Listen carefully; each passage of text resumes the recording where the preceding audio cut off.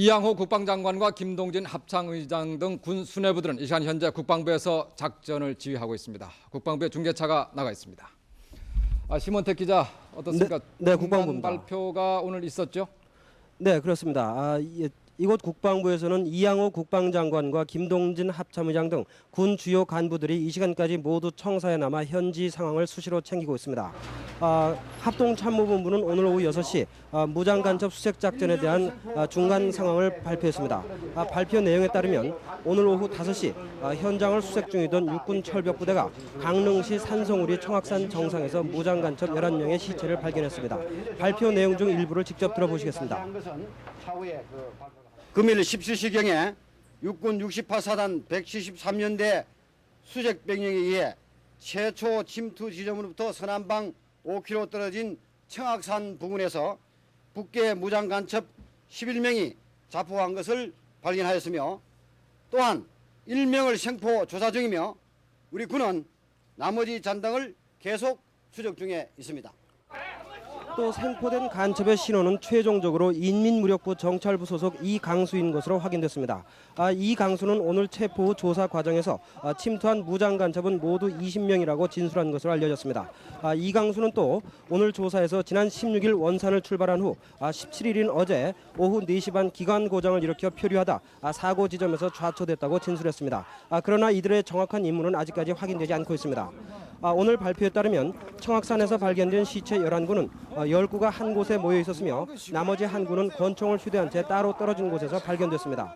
국방부는 현장 상황을 볼 때 권총을 휴대한 한 명이 나머지 10명을 사살한 뒤 자신도 자살한 것으로 추정하고 있습니다. 군은 일단 달아난 무장간첩 8명은 승무원을 제외한 침투 조원인 것으로 추정하고 있으며 이들이 인근 산악을 타고 도주하고 있는 것으로 보고 반경 50km를 중심으로 포위망을 형성해 야간 수색에 들어갔습니다. 그러나 이번 수색 작전이 단시간 내에 끝날 것으로 보이지는 않습니다. 국방부는 잔당 8명이 분산해 도주할 경우 일주일 이상 걸릴 것으로 보고 이에 대한 대비를 하고 있습니다.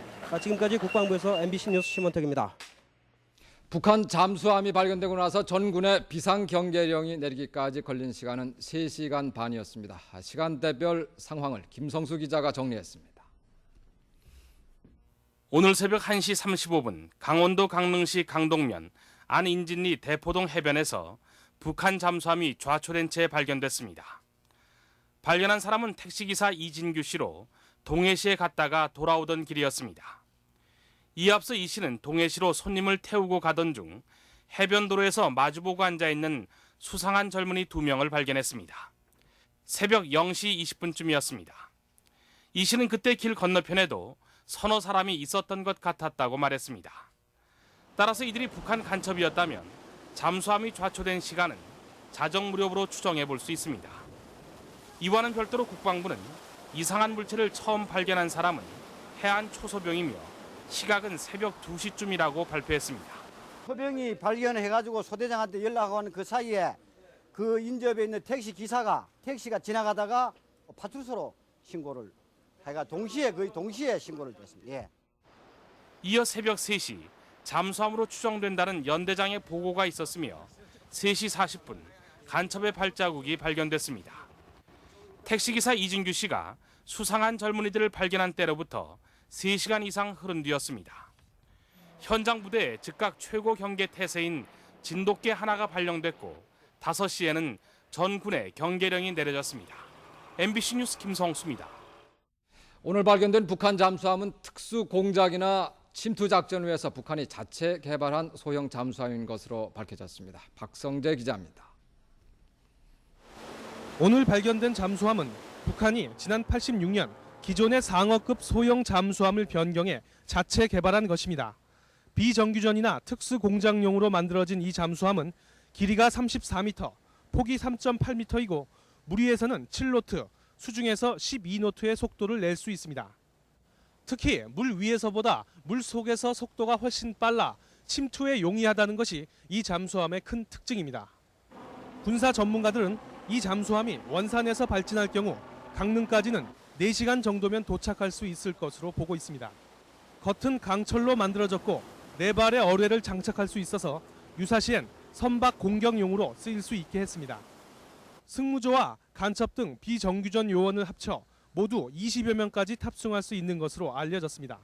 상어급 잠수함은 상황에 따라 수중과 무리를 자유롭게 드나들며 해안선을 따라 움직일 수 있고 잠수와 부상 속도, 발진 속도가 빨라 비정규전과 침투에 적합하다는 평가를 받고 있습니다. 북한은 현재 상어급 잠수함을 10척 이상 보유하고 있는 것으로 알려졌습니다. MBC 뉴스 박성재입니다. 이번 북한의 무장 간첩 침투 사건은 지난 68년 130명이 침투한 울진 삼척 무장 간첩 사건이 가장 큰 규모입니다. 무장 간첩 난파 주요 일지와 달라진 침투 양상 알아보겠습니다. 역시 9월이었습니다. 9월과 10월이 침투하고 활동하기에 가장 좋은 달이라고 합니다.